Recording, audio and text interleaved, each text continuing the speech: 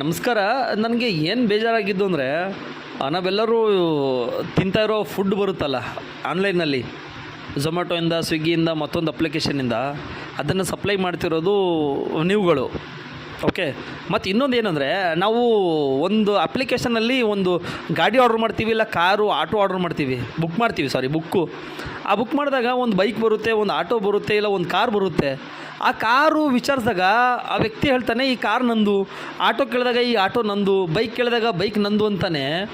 But ನಾವು book ಮಾಡಿರೋದು ರ್ಯಾಪಿಡೋಯಿಂದ, ನಾವು ಬುಕ್ ಮಾಡಿರೋ ಫುಡ್ಡು ಝೊಮ್ಯಾಟೊಯಿಂದ, ನಾವು ಬುಕ್ ಮಾಡಿರೋ ಫುಡ್ಡು ಸ್ವಿಗ್ಗಿಯಿಂದ, ನಾವು ಬುಕ್ ಮಾಡಿರೋದು ಬಂದುಬಿಟ್ಟು ಓಲಾಯಿಂದ, ಊಬರಿಂದ.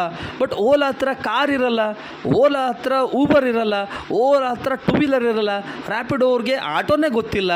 ಬಟ್ ಝೊಮ್ಯಾಟೊ ಅವ್ರ ಹತ್ರ ಹೋಟೆಲ್ಸೇ ಇಲ್ಲ. ಆದರೂ ಅವರು ಏನೂ ಮಾಡಿದಿರ ಇನ್ಕಮ್ ತೊಗೊತಿದ್ದಾರೆ. ಯಾಕೆ ಅಂದರೆ ನೀವುಗಳು ಕೊಡೋಂಥ ಸರ್ವಿಸಿಂದ. ಆ ಸರ್ವಿಸ್ಸು ಅದಕ್ಕೆ ಕೊಡಬೇಕು.